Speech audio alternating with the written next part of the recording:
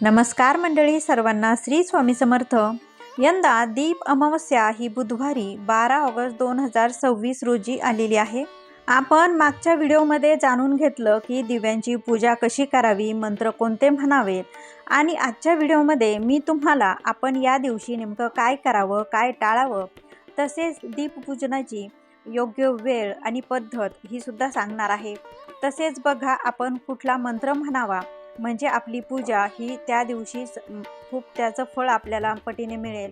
तसेच मुलांना गोड दिव्यांनी का औक्षण केलं जातं, आणि बघा, जर तुमची मुलं खूप चिडचिड करत असतील, नजर लागलेली असेल, किंवा इडापिडा दूर करण्यासाठी भाताचा पारंपरिक उपाय कसा केला जातो, ही सर्व माहिती आपण सविस्तर आजच्या व्हिडिओतून जाणून घेणार आहोत। तर त्यामुळे व्हिडिओ शेवटपर्यंत नक्की पहा, आणि व्हिडिओ पाहत असताना कमेंटमध्ये श्री स्वामी समर्थ लिहायला सुद्धा विसरू नका।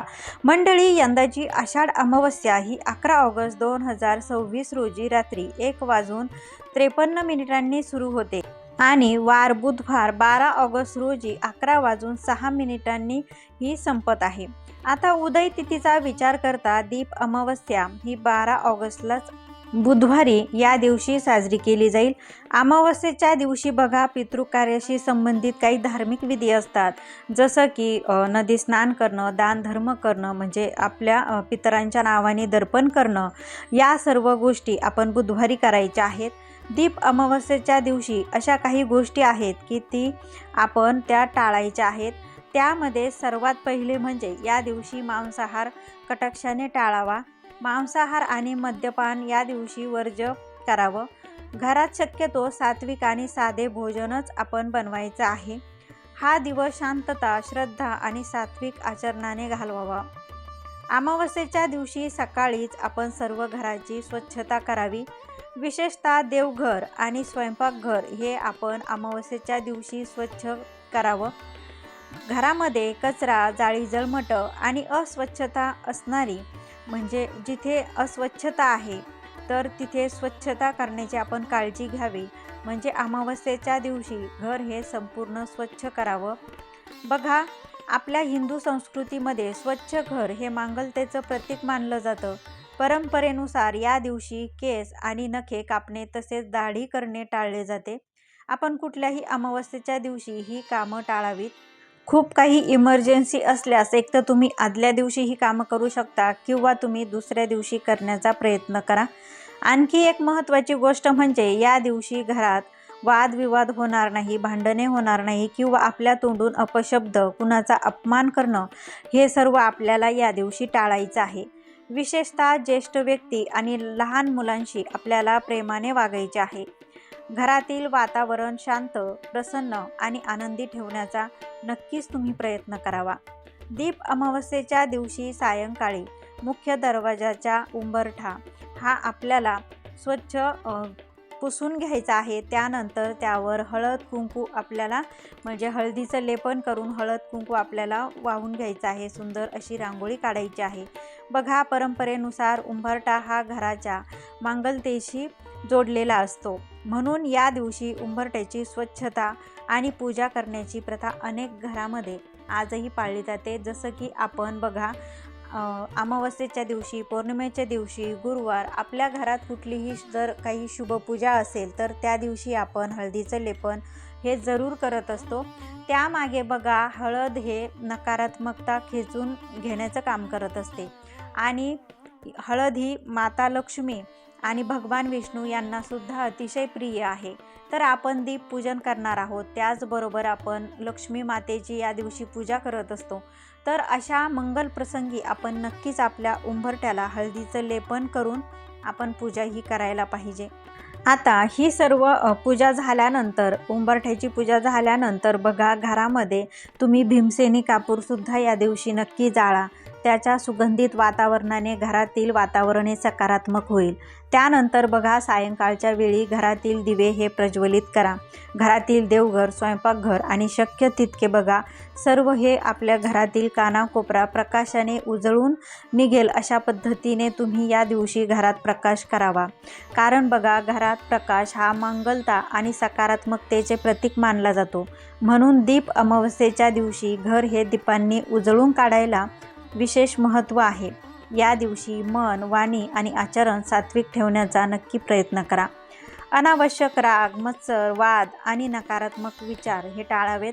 दीपपूजनासाठी संध्याकाळचा प्रदोष काळ तो अतिशय शुभ मानला जातो. साधारणपणे बघा, सूर्यास्ताच्या नंतरच्या वेळेत घरातील सर्व दिवे हे आपल्याला प्रज्वलित करायचे आहेत.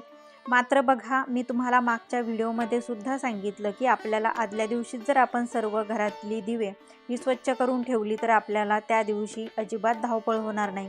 पण जर समजा काही कारणास्तव जर राहिलं तर घरातील सर्व दिवे जे काही आहेत आपल्याकडे, तर ते सर्व आपल्याला स्वच्छ करून आपल्याला त्यांची पूजा ही या दिवशी करायची आहे. दिव्यांची पूजा करताना जिथे तुम्ही दिवे मांडले आहेत तिथे त्याखाली नवीन वस्त्र हे जरूर तुम्ही मांडा. त्यानंतर दिव्यांना हळद, कुंकू, फूल अर्पण करावीत. तसेच बघा, अगदी तुम्ही लाह्यांचा सुद्धा नैवेद्य दाखवू शकता, साखर दुधाचा सुद्धा नैवेद्य तुम्ही इथे दाखवू शकता. त्यानंतर अगदी श्रद्धेने तुम्हाला दीपपूजन करायचं आहे, प्रार्थना करायची आहे. आणि दीपपूजन करताना तुम्हाला एक मंत्रसुद्धा म्हणायचा आहे, जे की शुभम करोती. शुभम करोती कल्याणम आरोग्यम धनसंपदा शत्रुबुद्धी विनाशाय दीपज्योती नमस्तुते. या मंत्राचा भावार्थ असा आहे, हे दीप ज्योती, तू कल्याण करणारे आहेस, आरोग्य आणि समृद्धी देणाऱ्या या प्रकाशाला माझा नमस्कार असो. त्यानंतर ही एक छोटी आणखी एक प्रार्थना आपण म्हणू शकता की दीपो हरतु मे पापम दीपज्योती नमस्तुते. तर याचाही अर्थ अतिशय असा सुंदर आहे. कारण बघा, आपल्या पूर्वजांनी जे काही आपल्याला हे मंत्र स्तोत्र दिलेले आहेत तर त्याचा आपल्या जीवनावर खूप अगणित असा परिणाम होत असतो. की याचा अर्थ असा आहे की ही दीपज्योती माझ्या जीवनातील अंधकार आणि दुःख दूर करो, अशी प्रार्थना. या दिवशी आई आपल्या मुलांचं औक्षण करत असते. बघा, यासाठी तुम्ही गव्हाच्या पिठामध्ये थोडासा गूळ घालून तुम्ही कणिक मळून त्याचे दिवे करायचे आहेत आणि त्याची उकड काढायची असते. आता बघा, जे काही आपण फुलवाती लावणार आहोत तर त्या तूप मिसळून, ते पीठ मळतानाच आपल्याला तूप मिसळून आपल्याला ते गोड दिवे करण्याची जी काही परंपरा आहे ती करायची आहे. आणि हे दिवे ताटात ठेवून आपल्याला प्रज्वलित हे करायचे आहे. त्यानंतर बघा, प्रत्येक आईने आपल्या मुलांचे या दिवशी औक्षण करावे. आता ही प्रथा मुलांच्या आरोग्य आणि दीर्घायुष्य आणि सुखासाठी मंगलकामना म्हणून केली जाते. औक्षण झाल्यानंतर हे गोड दिवे तुम्ही प्रसाद म्हणून मुलांना देण्याचीही तशी प्रथा आहे. पण जर तुम्हाला हा नसेल खायचे तर तुम्ही हे गोड दिवे हे गाईला देऊ शकता. पण बघा, यामागे आईच्या हातून हा जो काही प्रसाद मिळतो तर त्यामागे अतिशय मंगलतेची अशी भावना असते. आईच्या हाताने प्रसाद घेण्याचं म्हणजे आईची आशीर्वादाची अशी भावना असते. तर त्यामुळे हा नैवेद्य तुम्ही नक्की खा.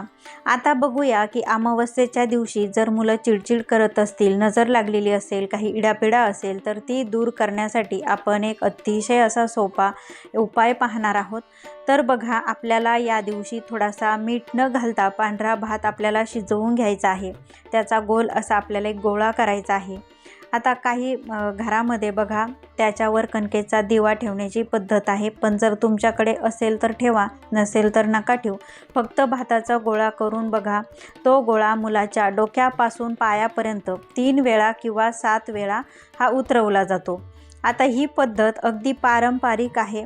तर त्यामुळे तुमच्या श्रद्धेनुसार तुमच्या मुलाला जर लागलेली नजर असेल, इडापिडा दूर व्हावी ही भावना असेल तर बघा, तर तुम्ही हा उपाय करा. आता यानंतर तो गोळा घराबाहेर योग्य ठिकाणी ठेवण्याची किंवा विसर्जित करण्याची तुम्ही नक्कीच सोय करा.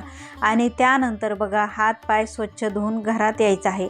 फक्त हा जो काही भात आपण उतरवलेला असतो तो कुणाच्या पायाखाली येणार नाही किंवा असं कुणाच्या ओलांडण्यात येणार नाही, याची काळजी नक्की घ्या. बघा मंडळी, जर तुम्हाला ही माहिती आवडली असेल तर व्हिडिओला लाईक करा, शेअर करा आणि चॅनलवर जर नवीन असाल तर चॅनलला सुद्धा सबस्क्राईब करायला विसरू नका. पुन्हा भेटूया अशाच एका नवीन माहितीसोबत. तोपर्यंत सर्वांना श्री स्वामी समर्थ. तुम्ही व्हिडिओ शेवटपर्यंत पाहिल्याबद्दल तुमचे मनापासून धन्यवाद.